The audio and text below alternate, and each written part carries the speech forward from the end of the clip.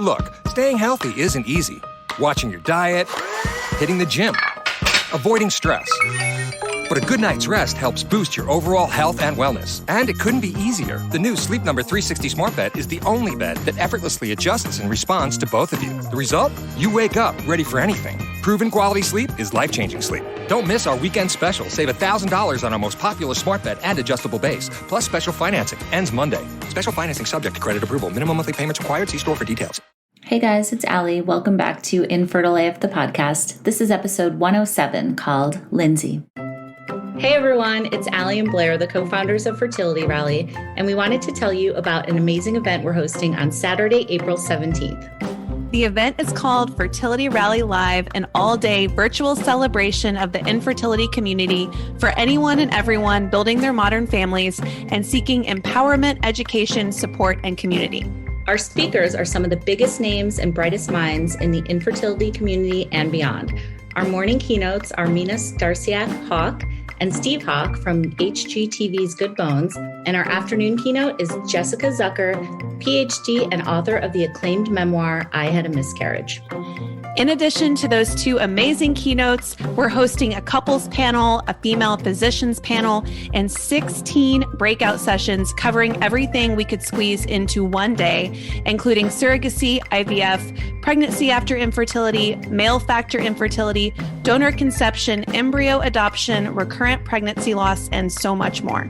There will also be tons of giveaways all day long from fertility-friendly and wellness brands. And of course, a happy hour with a very special guest, a VIP after party, and a virtual swag bag worth hundreds of dollars. If you or someone you know is navigating infertility, you will love our event. We are here to empower and educate you and have some fun along the way, of course. Tickets are on sale now at fertilityrally.com. Head over to our IG at Fertility Rally for even more info on speakers and tickets. We can't wait to rally with you. I'm so thrilled to tell you guys about today's sponsor, Extend Fertility. Extend Fertility was founded on the premise that democratizing egg freezing could ultimately change the fertility industry and deliver better results. Their co-founder, Dr. Joshua Klein, was actually my doctor, and as you may have heard me say when I interviewed him in episode 36 of this podcast, he's brilliant and supportive and overall awesome. Dr. Klein observed that IVF's success rate was low for women over 40, and its high cost was disappointing for doctors and patients alike. Dr. Klein saw the opportunity to help women think more proactively about their fertility. He believed that if more women could access their younger eggs during the IVF process, more women would see successful outcomes.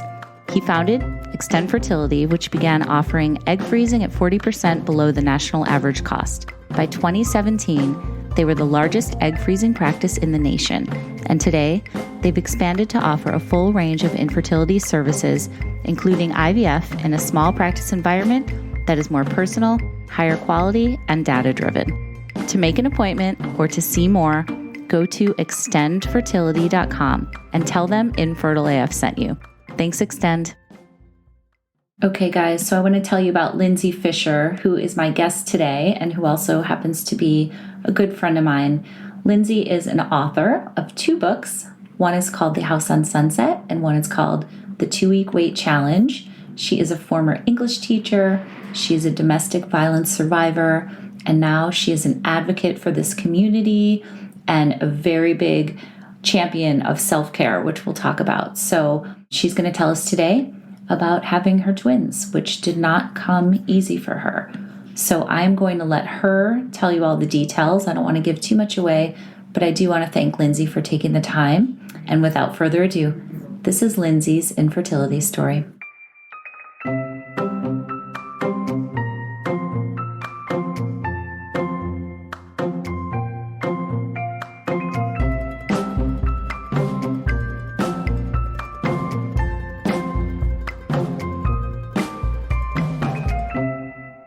All right, Lindsay. Oh my gosh, I'm so excited to get to talk to you today. You are, let me just say, when we first met, you came on our support group and we'd like Instagram commented a little bit back and forth, but we'd never really talked.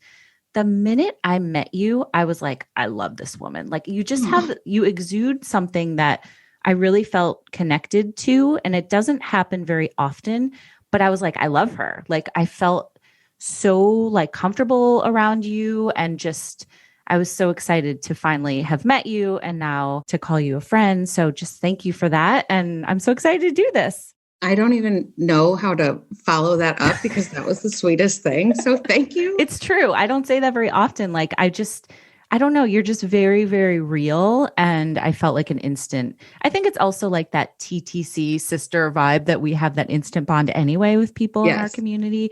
But with you, I really did feel it very strongly. And like, I feel like I trusted you right away. And we've had some good DMs just like about real shit. And I like that. And I appreciate it. Yeah, I think that's kind of my, and I hate to call it like a shtick because that's not really what it is, but that's kind of how I, it's not really like with like a top hat and a cane. Right. Yeah.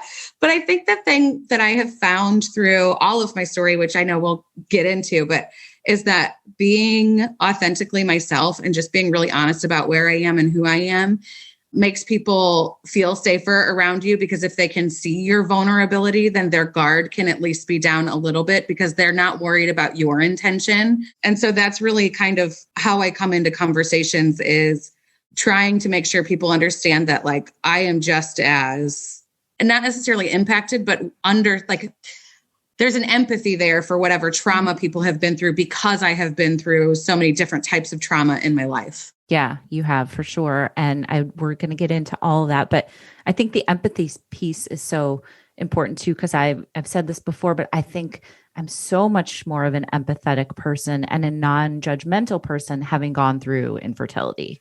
Would you say the same about yourself? 100%.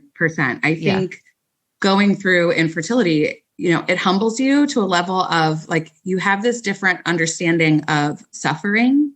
And I hate to, say it that way, but truly it's like, what it's like to be at the lowest of lows. And so when you see other people in that same place, even if they're making different decisions than you, or they take a different path than you, or even people that are suffering something that isn't necessarily infertility related, but you understand their grief or their mourning, it's so much easier to understand that like, we're all human and we're all doing or attempting to do our best, even if we're not at our best.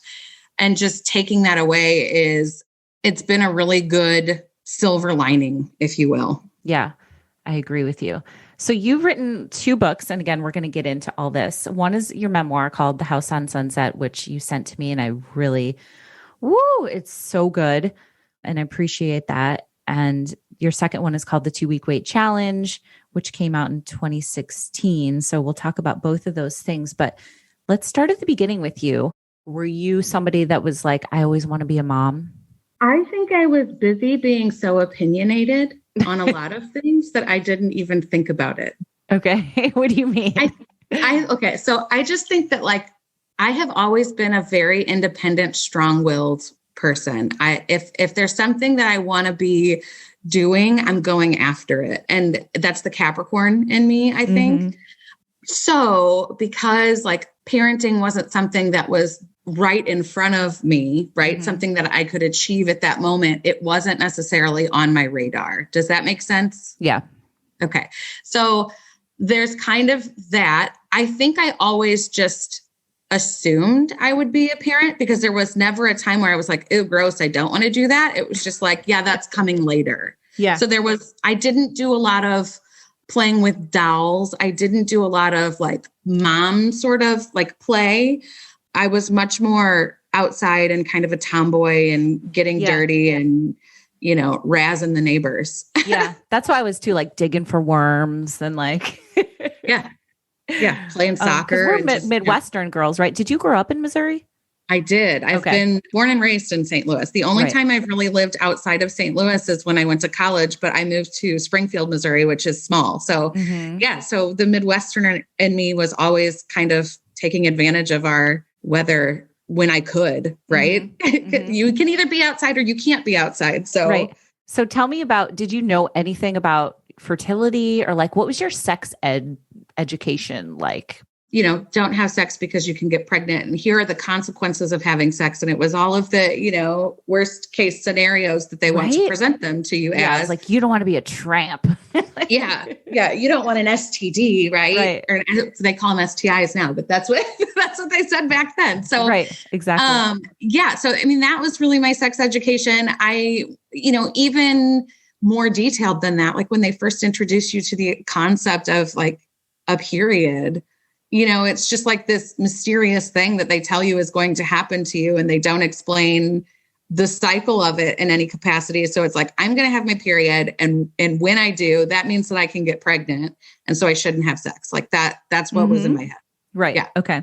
So fast forwarding, can we talk about how I know we're fast forwarding a lot in your life, but can you tell me how you met your husband and when you guys started to try to make a family?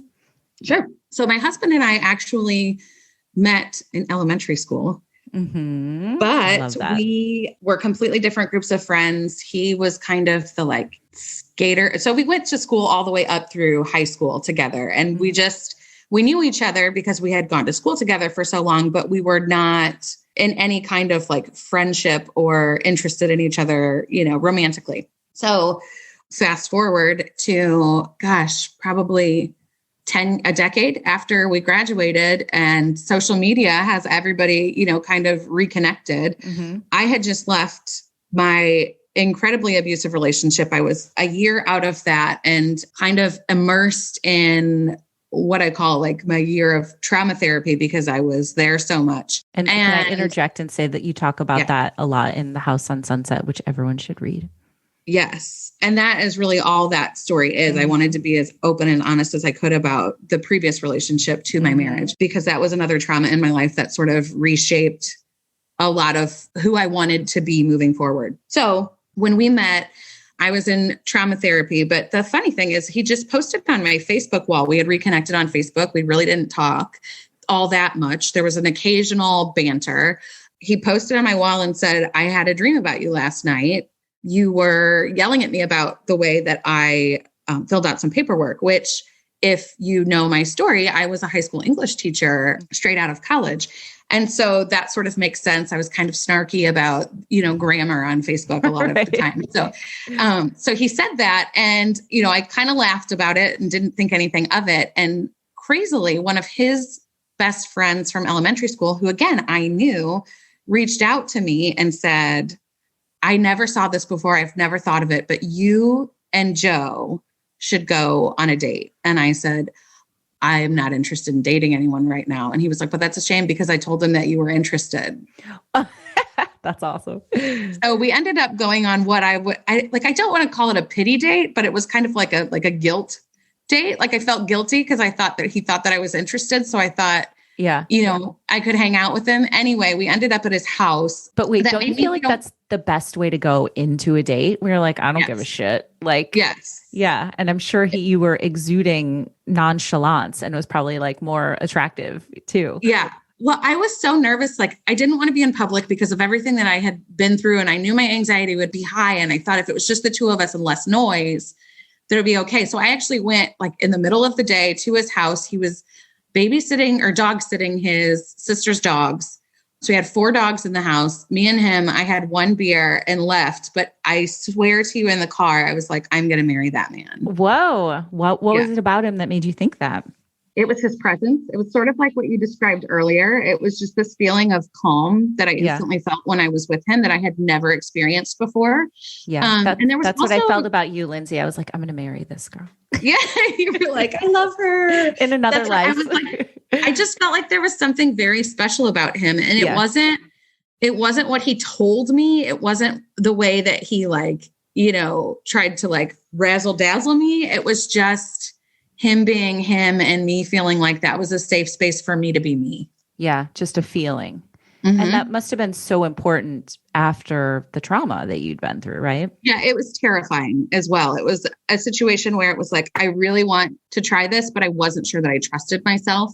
But fortunately, I had a therapist who kind of walked that line with me. So that was also another reason that when I had that feeling about him, even though it was unexpected, and I was interested in kind of furthering, developing a relationship with him very slowly in the beginning, but knowing that I had somebody else that could walk that path with me that was kind of an expert was delightful. When did you guys know that it was, you were going to get married? So it was slow until it wasn't. And I think that's the best way to describe it, right? Perfect. Yeah. I was just, digging my heels in for so long. And, I was like, I just want to be friends. I just want to, let's see how this goes. I don't know how I'm going to freak out. And then, I thought there was going to be a moment where I was like, this is too much for me. I need to bounce. And that moment never presented itself. And so I would say it was probably, we were only dating for 3 months and I had figured out that I was in love with him. And that was the fastest that happened. And again, if I didn't have kind of the support that I did, it may have taken longer, but in the context of our relationship, because I had that, I think it naturally kind of evolved and progressed a little bit faster because I was able to check in with an expert on what I was doing and how I was feeling.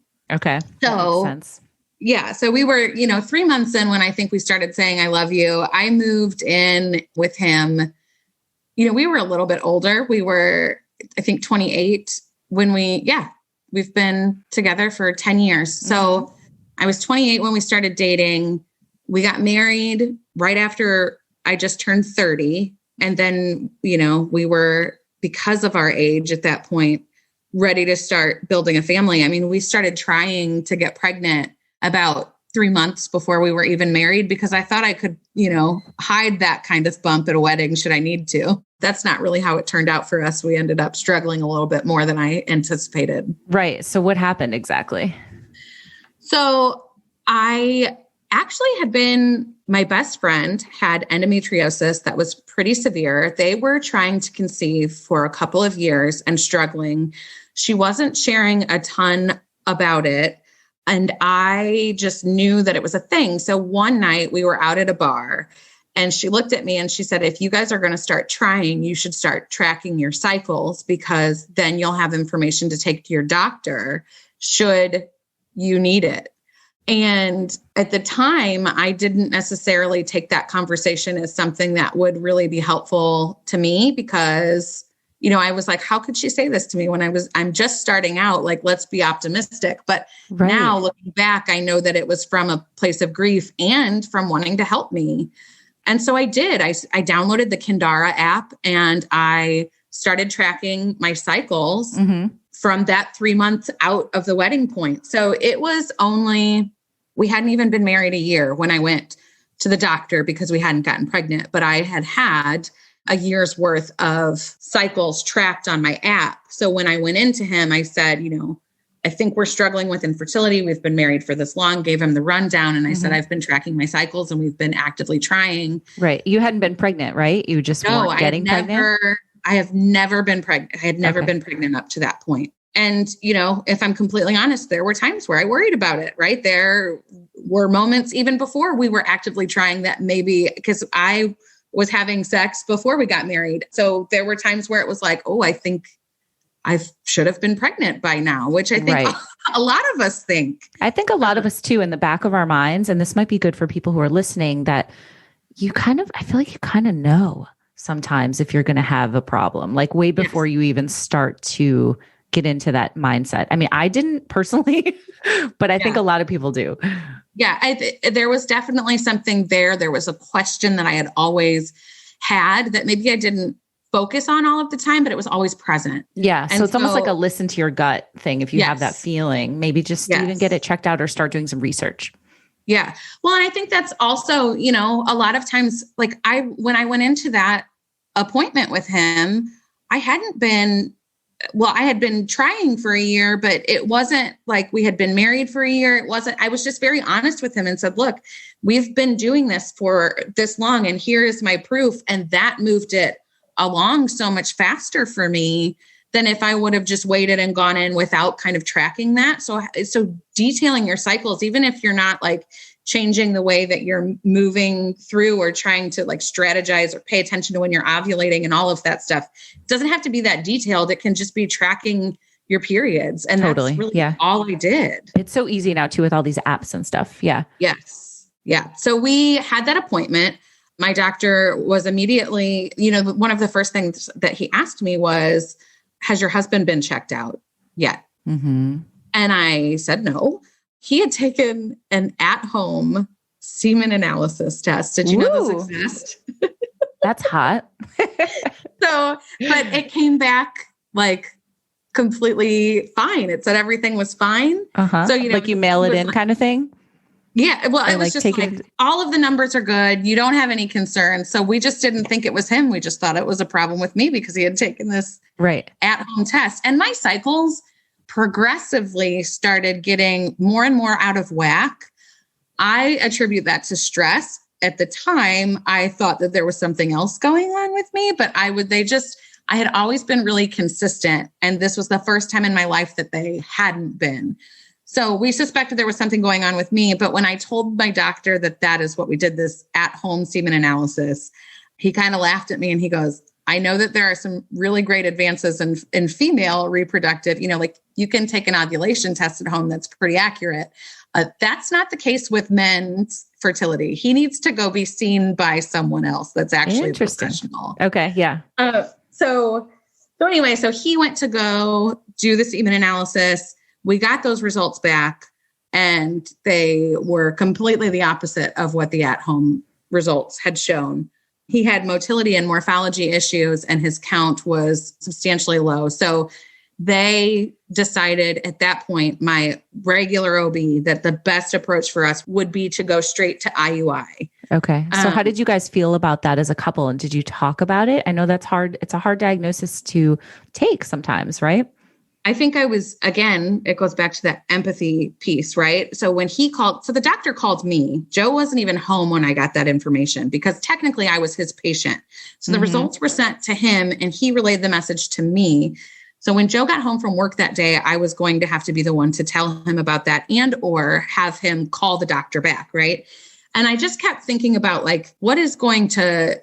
This is going to be something that's difficult for him to swallow. I think any of us that receive some sort of diagnosis, it's not a joyful moment in our lives. And we'll talk about this later, but later I was diagnosed with endometriosis and not until after I actually had my twins. So, I didn't have a diagnosis through all of our treatment until after I delivered the kids. Right. But so we went through all of treatment thinking that it was male factor. And I was very cognizant of the fact because we weren't sure what was going on until he got his results, that it very well could be me. And so I told him that, as far as I was concerned, the diagnosis may be on his end, but we're a team and we need both of us to be, functioning well to have children, right? Biological children of our own. And so as far as I was concerned, it was going to be a team effort from there and that there was no shame or resentment on my end. Now, there is, the moment where when we get later on into our journey that resentment grows because I'm the one that's having to do the treatment while he is the one that has the diagnosis and doesn't have to do much of anything. Mm-hmm. So it's complicated, right? Because it's this thing that it doesn't necessarily you can process it and think you're in a good place with it. And then it resurfaces every time you move through, something happens in your journey, right? Yep. It's something that comes back up. Were you guys getting along as a couple or what was your emotional state of mind together? I really think we just leaned in. For me, it was one of those things where even though I resented him, there was no good use in, arguing about that or making him feel shame or guilt about it. It was one of those things where he already had enough to process on his own, so I could process my own feelings, if that makes sense. Yeah, that makes sense. Mm-hmm. So what happened next? So you've got this diagnosis. And so we went straight into IUI. Okay. Yes. They didn't even medicate my first one. They were going to do just a natural IUI. So, I was going in for observation at my regular OB. He was comfortable doing the IUIs in his office. So I was not even seeing a reproductive endocrinologist at this point. Mm-hmm. So I went in for the first couple of appointments. And again, my cycles had been getting weird. So I was not ovulating. I kept going every 2 days for monitoring. And then finally he looked at me and he was like, these appointments are getting expensive and you're not ovulating this month. So maybe next month we'll put you on Clomid. But at this point, I think we need to cancel. So reluctantly, we canceled our first IUI because I couldn't ovulate. And then when my cycle actually caught back up, they put me on Clomid for the next cycle. to help me kind of stay on schedule. And Clomid was a nasty bitch. Yes. Tell me about your Clomid experience. Everyone's different, but what was yours like? So I had the hot flashes and the mood swings. Yeah.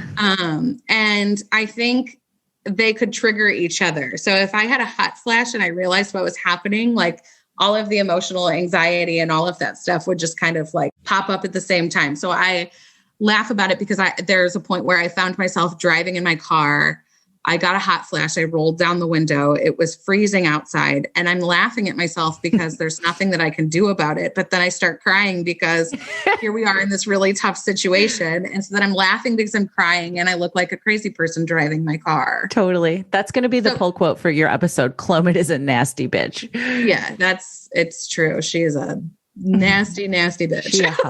Yeah. And in fact, and I would argue for me that I had more like of negative responses, like physically to Clomid than I did to any other. Yes. You said that to me before. Known. That's interesting. Yeah. I remember you saying that when we first talked. Yeah. She was ferocious. Okay. So how long were you planning on doing the IUIs and what was the point where you guys moved on? Okay. So so we went in for the second IUI. It did keep my schedule just fine. Like everything went the way that it was supposed to. So I went in, I carried the semen because they didn't have a space for Joe to like collect his sample in the office. So we actually went to his brother's house. He collected in his brother's bathroom because it was closer to the hospital. Yeah. So, and I was afraid of timing, right? So I carried it in my cleavage. Yes. You put it in the sleeve. Yeah. That's the warmest spot that I could think of. Exactly. That's a great method of transport. Yeah. So I carried it in that way. So I went up, they collected it, and went to spin it and do whatever they do back there and called me back. My doctor came in and said, okay, we're going to do this one. And I said, okay. And he was like, but we don't have a very good sample. It's actually worse than what I would normally allow for an IUI, but we're here and we had to cancel the last one. So let's just try it. Ugh. But that'll be $2,500. Right. And then were you paying out of pocket for this? Yes. Okay. We had coverage for testing, but not for procedures. So once we had any kind of diagnosis, nothing was covered. Mm-hmm. And so anyway, we went in, he said that to me. And then he said, dun, dun, dun, if you don't get pregnant this time, call me and let me know. And then I'm going to recommend that you guys go to IVF because you're going to need more support than this. Okay. So I did not get pregnant. And he gave me the name of a reproductive endocrinologist in St. Louis, who I quickly made an appointment with. I think I didn't even give myself a second to breathe because when I heard that there was a problem that we needed fixed by this new procedure, it was like, okay, well, this is going to fix it. So let's just move on, right? There was no need to process anything. It was just like, this is going to get us pregnant because that's what I heard him say to me, whether or not he actually said those words. Right. Well, it's like problem, solution. Okay, great. Yeah.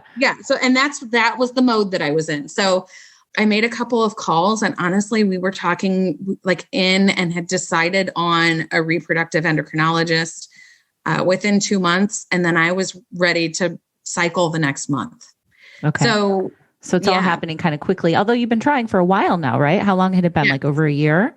So it had been, So we had been married in June of the previous year. I think it was June of that year that we found out that IUI was not going to work for us. That's the month of the failed cycle. And then 2 months later in August, we were like connected with the RE. And then in September, we started cycling. So it had been probably 15 months of trying at that point. 15. Actually, it was like a year and a half of trying because we had started trying before we got married. So, so only 18 months of trying, but his semen was struggling. So IVF. So we started, they told me everything looked great on my end. I did the normal testing. They were not concerned about me. They were just concerned about his numbers.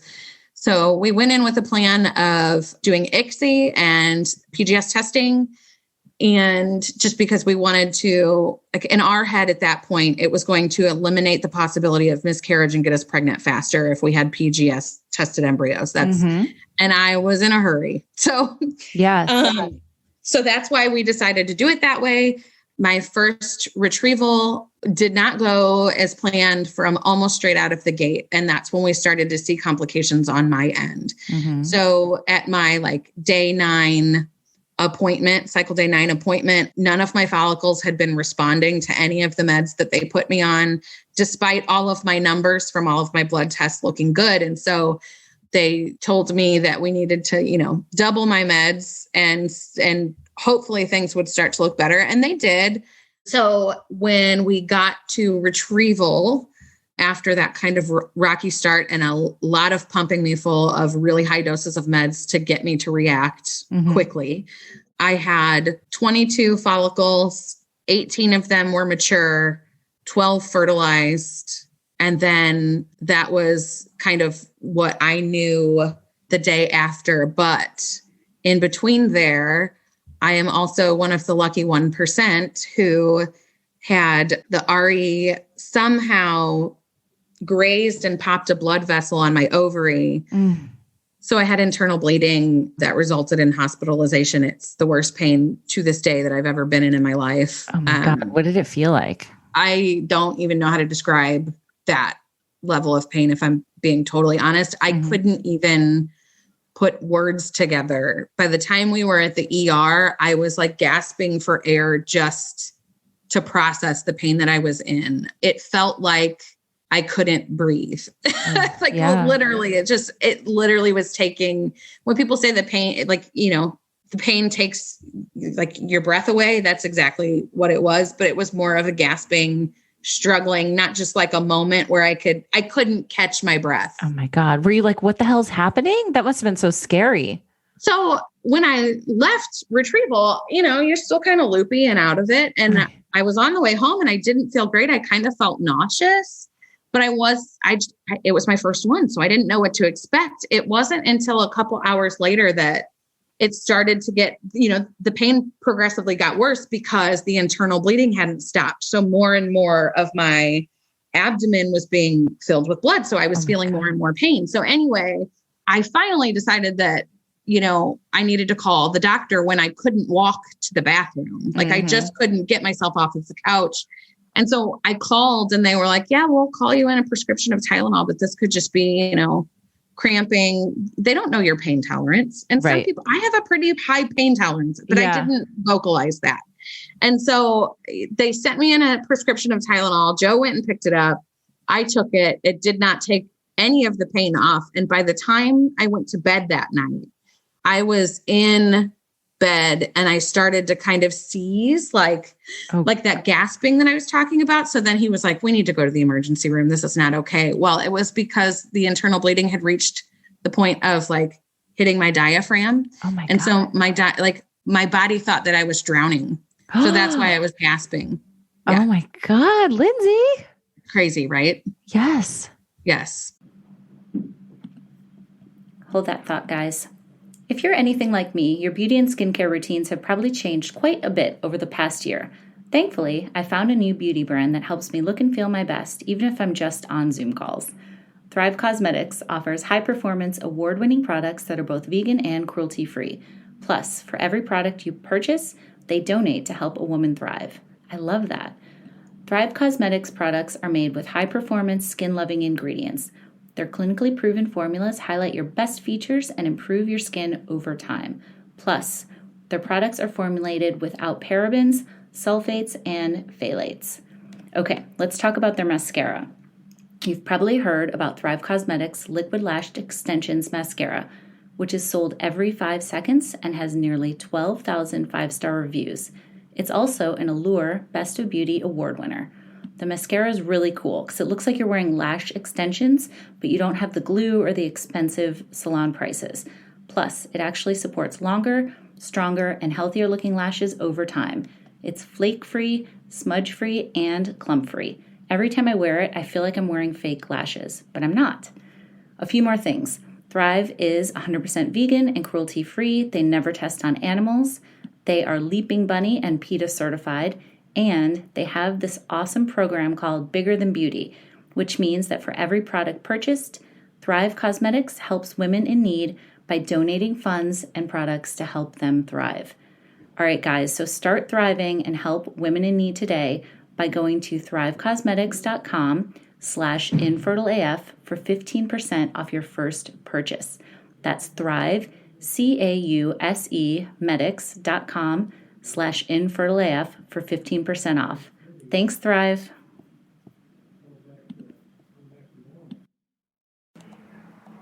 Hold that thought. So guys, most of us have the best intentions to eat better, cut back on takeout, make home-cooked meals, but really, it doesn't happen, especially during a pandemic. With today's unpredictable times, even a trip to the grocery store can be stressful. Enter Gobble, a meal kit delivery service designed for real life. It's easy, it's delicious, and it's a great way to create a healthy meal routine that's personalized for your busy lifestyle. And I have a really good deal to get you guys started. With Gobble, no matter how crazy your schedule is, you can still get a nutritious, flavorful, homemade dinner on the table because it only takes 15 minutes. Truly. And there's no menu planning, no shopping, no crazy prep time required. Gobble has an army of sous chefs who do the time-consuming work for you. They pre-portion and prep the fresh, high-quality ingredients, they create spice blends, and they simmer the perfect sauces.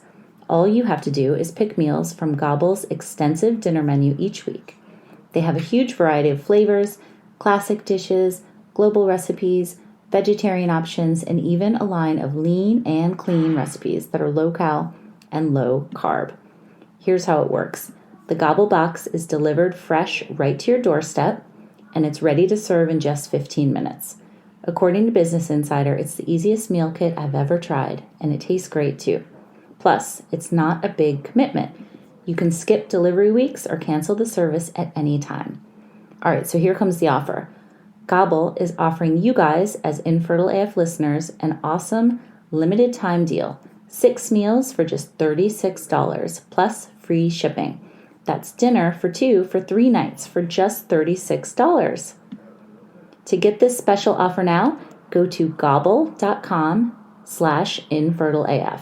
That's gobble.com/infertileaf for 6 meals for just $36. Do it, guys. Gobble it up. So that's my first retrieval. And then the next day while I'm in the hospital, like the next morning, because they sent me, like the hospital that I went to didn't even have experience with what I was going through. So they gave me a blood transfusion and then sent me to a different hospital because they didn't know how to help me. So did they tell you what it was? Had they diagnosed it? They knew that it was probably, so they actually called my reproductive endocrinologist that night and talked to him and said, I'm guessing it's this because they did an ultrasound. Like, it's so hard for me to remember all of the details, but they knew that it wasn't, we knew that it wasn't like, overstimulation.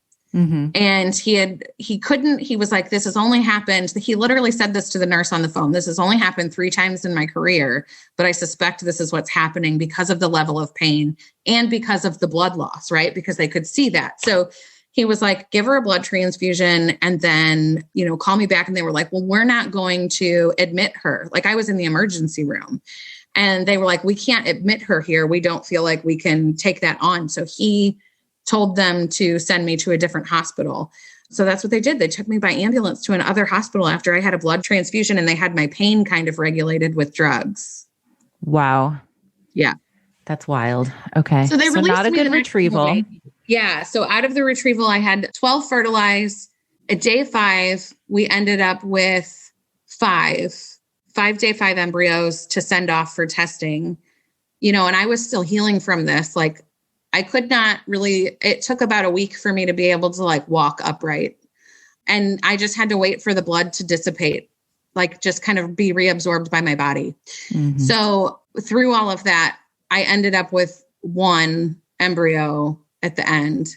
And that was a hard pill to swallow because from the beginning I had been told that, I had the ovarian reserve of a 17-year-old and all of these other things and how it was going to be so easy. And Joe and I had always anticipated having more than one kid. Mm-hmm. And so when it came down to us only having one embryo, I knew that we were, it was only one shot. We didn't even know if we were going to get pregnant. And the rug had just been pulled out from under me because of all of the complications. I was not as confident going into a transfer as I had been going into that retrieval.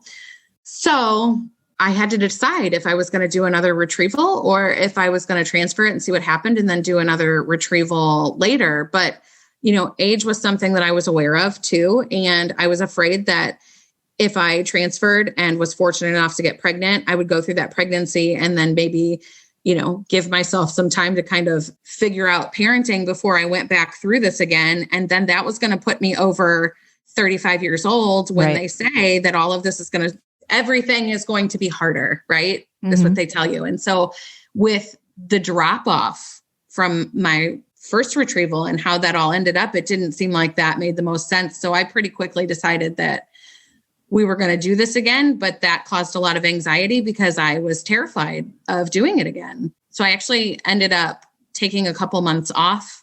They wouldn't even, because my transfer would have been scheduled for not the following month, but the month after that, because my clinic only did frozen embryo transfers unless you specifically requested to have a fresh transfer. Okay. And so I knew that my retrieval wasn't going to be my transfer wouldn't be for 2 months. So I canceled that right away. They told me that it was going to, I had like blood clots from the internal bleeding. And so one of them was just hanging out on my ovary. And then another one was hanging out, and sorry if this is too much, on my bowel. Yeah. So never too much, Lindsay. Yeah. No, this is, we go there on this. So it was like, they recommend like peeing and pooping hurt. They recommended peeing in, they told me to get in a warm bathtub and pee so that it didn't hurt so much. Oh my God. That's practical. I was like, this is the most disgusting experience of my life. And just being in pain. Yeah.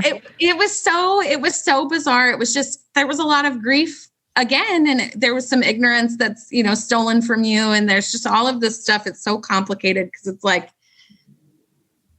it shouldn't be this hard. Yes. It just shouldn't be this hard. Right. And so exactly. That's what I was kind of processing. So Joe was like traumatized by watching me in that pain. He said, we're taking a break. You have got to heal from this. I cannot watch you push yourself through this. And we really leaned into each other and were very honest through the entire process about if and when somebody needed something, right? We were a team. And if he noticed that I was struggling, he was going to tell me. And it wasn't always an easy conversation, and his voice may have trembled, but we made it. And so we decided to take a break, and I wanted to, so we were looking at, December or January as when we would go back in. And I didn't want to do it for the holidays. I just couldn't imagine having an outcome that was less than stellar and trying to process Christmas and Thanksgiving, and my birthday is right then, and then New Year's, and just doing all of this, this time of year when you are surrounded by friends and family and it's supposed to be joyous. I couldn't imagine cycling through that and being okay. Yeah. So I didn't do it, and we scheduled our retrieval for January. I didn't really do much of anything different. I went into that one. They knew, from the first one that I may not respond well to meds. So we upped my meds from out of the gate. And that one was much more successful. I retrieved 24, which 20 of them were mature, 18 fertilized. How do you remember all this? Do you have this written down? I do. Okay. Isn't that crazy? No, it's not crazy, but I'm like, I don't remember any of the numbers. And I realized that when I recall like my numbers, I'm always saying different ones. And my mom actually was like, I've been listening to your podcast. Like, you got to get your story straight. I don't remember. Yes. Because you block it out. Well, it's like you dissociate, right? In the middle of it. So it's like, you can tell you remember the feelings, you remember the moment, but the details are really foggy. And I knew that from the trauma. So I did track this much more because I knew that I was going to be talking about it more. So I wrote all of this stuff down and I documented it online. I was, on Instagram at this point. It was an interesting time because I knew what I really needed to focus on was self-care because of my previous trauma and because of all of the therapy that I was in. And despite that, just because you know that self-care is important, it doesn't necessarily mean that you feel any different about wanting to do it. And so I was just really so focused on making sure that I was showing up for myself in that time frame. And I think one of the things that I maybe tricked myself into believing, though there was really no reason to believe it, is that I was going to, at some point, if we had the results that we wanted, which was to conceive, I wouldn't have the opportunity to take those couple of months off. And because I had already scheduled that retrieval out, it really did sort of feel like a reprieve, but it took a while to get my head right there. So I was really in a good place mentally going into the second one because I utilized every moment that I could in kind of like, I don't know, self-help sort of stuff. Mm-hmm.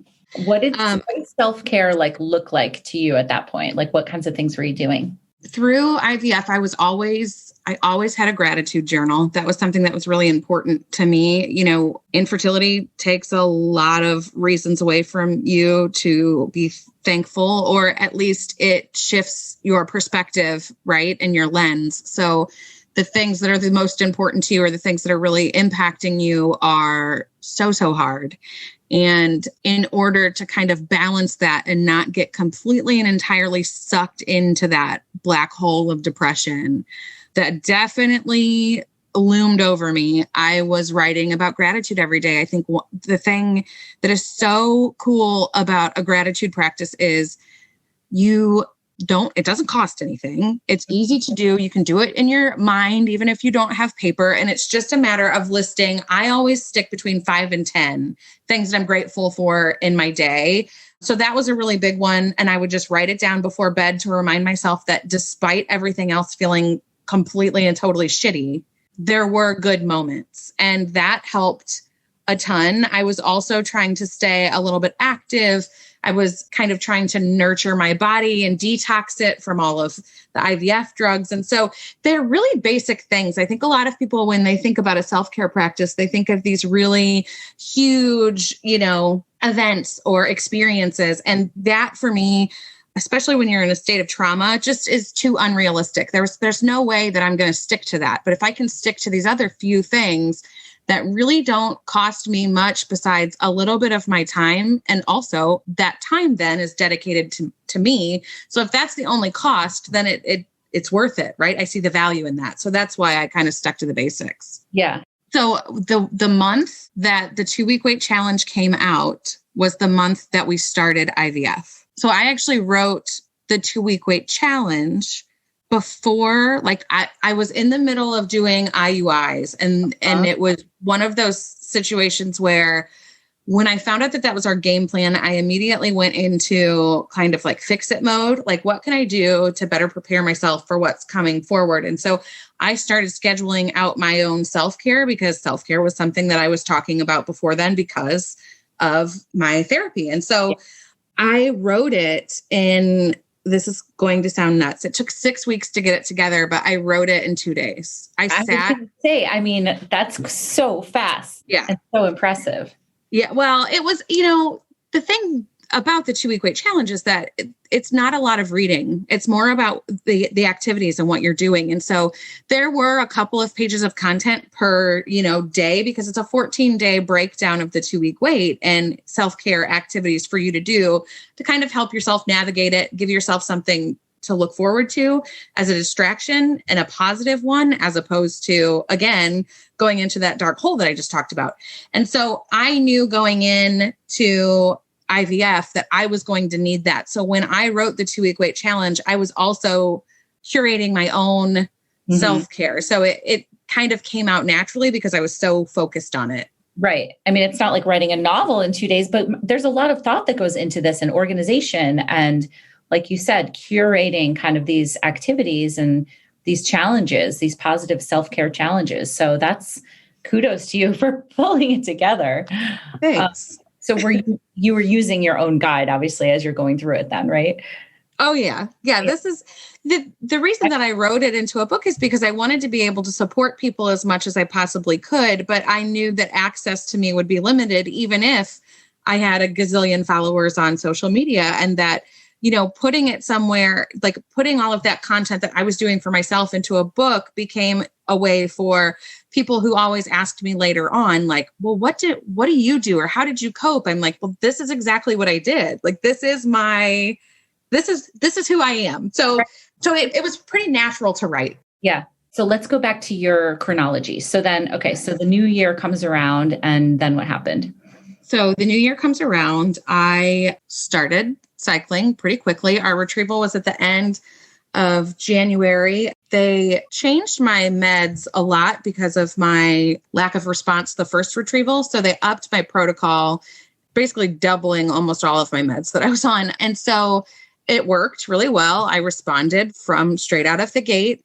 And that retrieval, so we don't get too bogged down in numbers, with the last one, I had 6 PGS normals, I had 6 to send for testing and came out with the 1. And with the second retrieval, I sent 5 for testing, and 3 of those came back PGS tested normal. Okay. So how did it feel to get those results? It was, I was ready to be done with retrievals at that point. You're like, okay, we got it.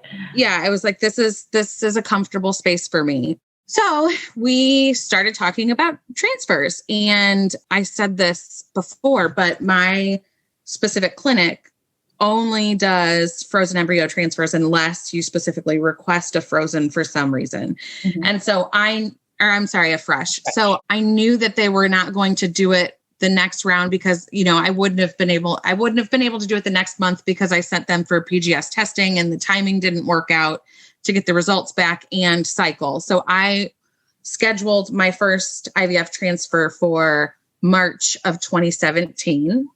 It was March 17th, and I transferred 2 embryos that day, and they both stuck. Still a little weird to say that. It still doesn't even feel true, even though I have 3.5-year-old twins. Right.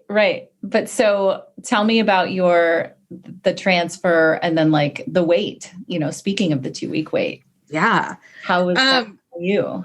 You can put a lot of pressure on yourself when you say that you do self-care really well, and then you write a book about self-care for people in the 2-week wait, and then you have to publicly do a 2-week wait in front of. You're like, oh shit, now I have to put my money where my mouth is. Okay, you can do this. But honestly, I work well under that pressure. It's why I talk about this stuff so much, because I know that it keeps me accountable to myself. Mm-hmm. So anyway, transfer prep was fine. Estrogen really gives me migraines, which I still struggle with at this point. So that was a little bit difficult. Transfer, it was so weird. It's one of those things where it's like every time there's a new piece of of this process, whether it be a procedure or, anything like that, I feel like you can get really foggy in the moment because you're like, okay, I just need to survive this so that I know what it's like, so that if I have to do it again, I know I survived it. Does that make any sense? Yeah, totally. So that's kind of where I was like, we're just going to get through it. We're just going to get through it. And so we did. Transfer went really well. And then I had a 2-week wait that, fortunately, and maybe not fortunately for me, I started having symptoms pretty quick. But, some of that can come from progesterone. But my sense of smell was really, really heightened. And there was something else that was happening too. Anyway, I was passing out. I was falling asleep on the couch, having a conversation with my husband. What is that? So anyway, the medical marijuana at that point. No, I was not.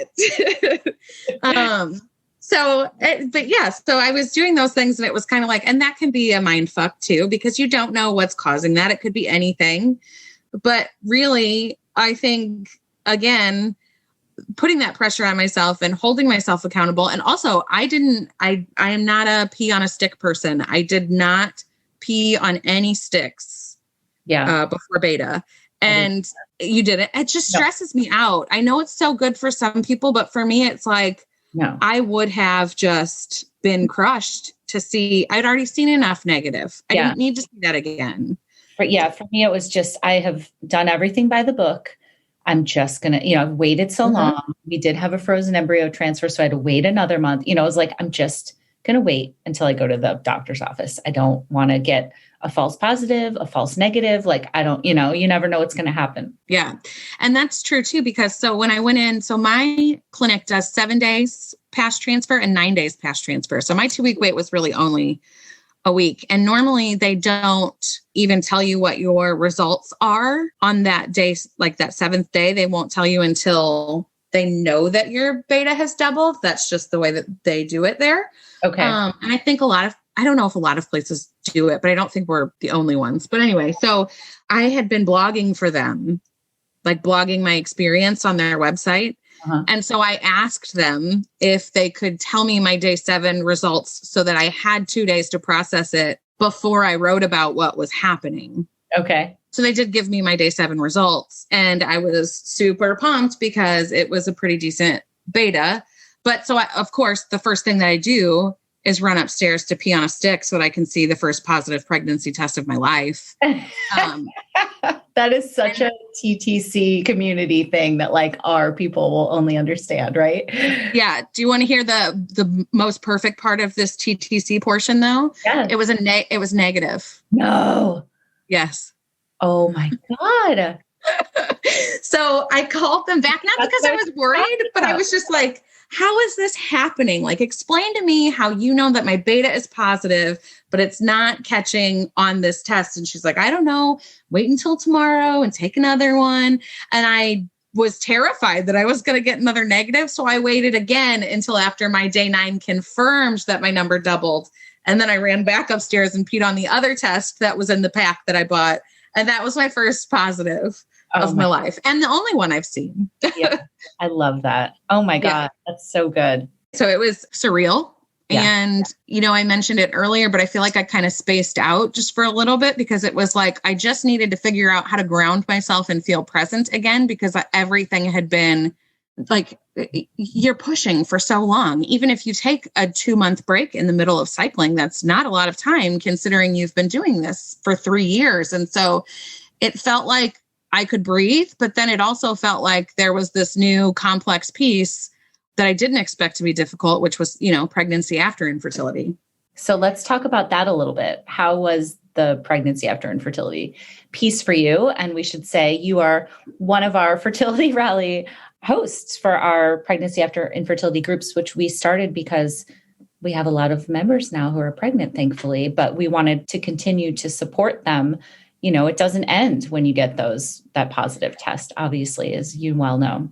Yeah, it really doesn't. And I understand why it's not a piece that's necessarily or hasn't been. I think there are more people talking about it now than there were a couple of years ago. And I know that part of the reason that people weren't talking about it, or even when I was, in March of 2017, when I first was pregnant, I was very quiet about all of my fears and how difficult pregnancy was for me, because I didn't want anyone to not have this idea that they were going to come out of infertility and feel cured, or like this is something to only celebrate, right? I think we expect a rainbow after the storm, and that's, in metaphorically, not necessarily in terms of, how we in TTC talk about rainbows. But I think a lot of times we expect IVF to work, or there's this expectation of when you do get pregnant, no matter how that happens, there are things that you have said that you're not going to do that other parents who maybe you see as short-sighted or don't have your perspective, do, and it irks you. But then for me, I can't speak for anyone else, but for me, when I got to that point, all of those fears were very valid. It was, the fear of infertility, I think, just sort of seeps over into pregnancy, because at all moments you're waiting for the bottom to drop out. And, something is going to happen you're going to have to pivot. You're going to have to redirect. You're going to be disappointed. And so, every scan, just anything like my first appointment with my OB after I graduated from the endocrinologist, they brought a Doppler in, and I was 12 weeks at that point and pregnant with twins. And he came in with a Doppler and said, "Oh, I can't find anything." No, you can't say that.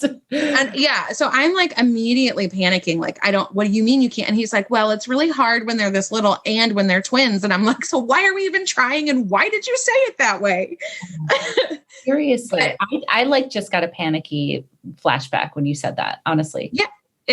It was just, and I didn't want it to be that way. I wanted to be happy. I wanted to feel like everything that I had done to get pregnant was worth it. And when I say that, I don't mean it like I don't appreciate and love my children and see their value. They are amazing. But what I mean is it still felt like I was very far away from coming to that realization.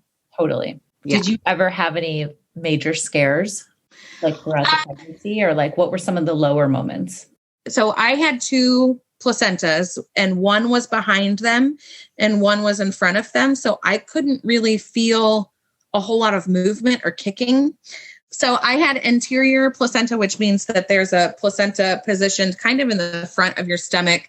And that just made it really difficult to feel them moving around. So a lot of people that were pregnant around the same time as me. And that's another thing that I think is really interesting about getting pregnant after infertility is, I met a lot of people at my clinic. Like we had our own Facebook group of people that were cycling at the same time. And so all of them were sharing these milestones of, has anyone felt the baby kick? And I'm like, I can't feel anything. Is anything, is everything okay in there?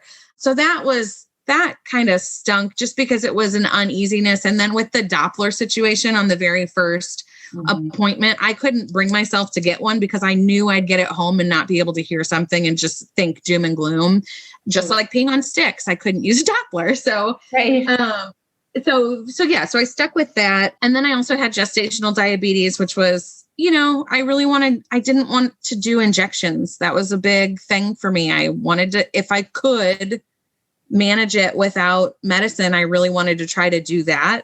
Mm-hmm. So I worked really hard to try to keep my blood sugar under control. And we did. Toward the end of the pregnancy, started to be concerned that I was getting closer to labor than what maybe like all of my tests and all of my appointments were telling me. I just kept fearing going into preterm labor. And that's something that they tell you when you're pregnant with multiples, that you're much more likely to deliver early. So it did happen, even though I kept asking the doctor and she kept telling me not to worry about it. I wanted to get a steroid injection for their lungs. I was like 33 weeks and 6 days. If I recall correctly, it was either the day before or 2 days before I went into labor that I asked for that shot. And she was like, "You're so close. You don't need it." And then I went into labor at 34 weeks. So I had the twins via cesarean section that day, and they spent 6 weeks in the NICU. They did I was considered high risk. So I did go to MFM a couple of times, but that wasn't even, they said, "You're fine." And they sent me on my way. So I really didn't have, obviously I had extra appointments. Like people who are pregnant with multiples have additional appointments on top of what like a singleton pregnancy does. But other than that, I had those things that were happening and I never felt good. Actually, this is glamorous, so I'll share it. This is going to be good. Yeah. So my morning sickness was not out of my mouth. Uh-huh. I had diarrhea constantly. And I didn't have I'm so sorry, but I didn't have a regular bowel movement my entire pregnancy, but I was dehydrating myself so quickly that I would end up in the hospital needing fluids. My insurance actually sent me a letter. I was going to the take care clinics and stuff. I was going to those and just saying I need fluids. And they sent me a thing and they were like, if you're in need of fluids this often, you need to go to the hospital.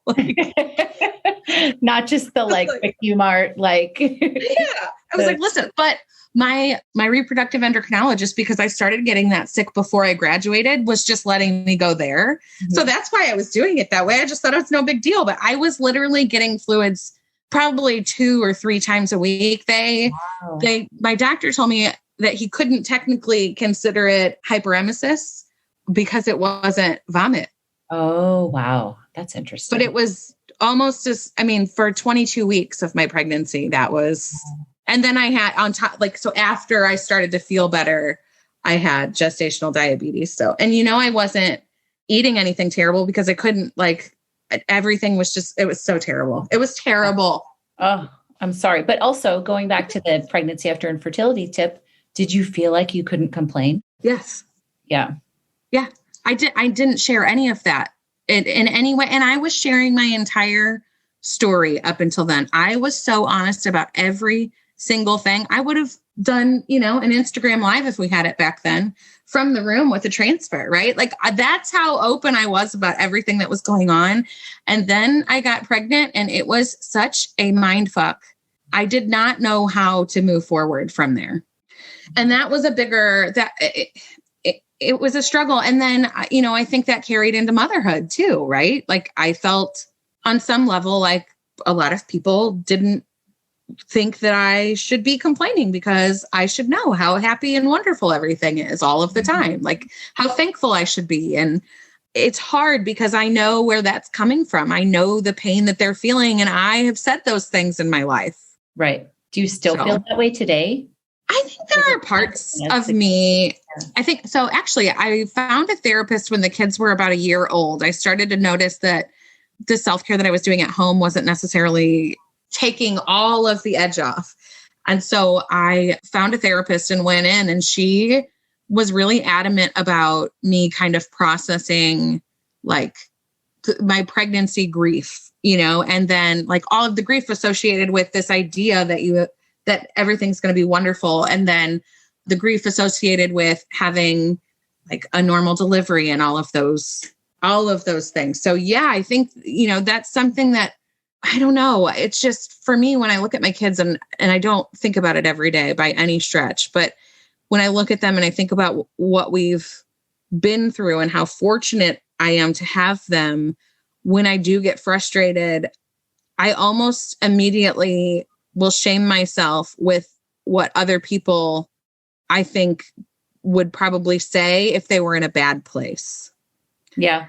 The internal messaging is sometimes, how can you not remember how hard this was? You should be more grateful for what you have. Right.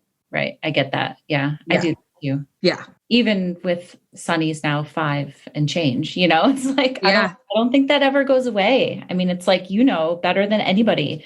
Trauma, it cuts so deep. It does. And you're probably, I think what I have figured out in my life is that you're going to carry it one way or the other. And I'm just going to do my best to make it lighter for myself. That doesn't mean that other people have to see it that way. It doesn't mean that other people have to process the way that I do. But if I'm going to be carrying this trauma for the rest of my life, I'm going to do my damnedest to do work on it, to make it less of a problem.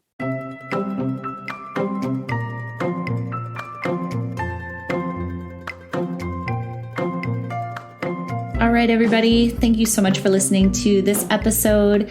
And also, you can see Lindsay Fischer at Fertility Rally Live, which is happening on April 17th. So if you haven't gotten your tickets or you don't know anything about it, definitely follow us on Instagram at Fertility Rally or go to fertilityrally.com and you can see our entire lineup. It's a full day virtual event of panelists, breakout speakers, keynote speakers.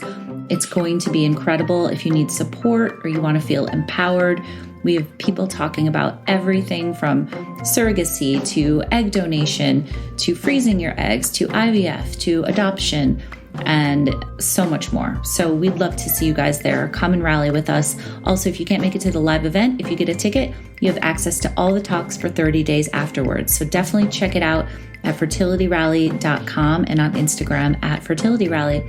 Thanks, guys. Talk to you next time.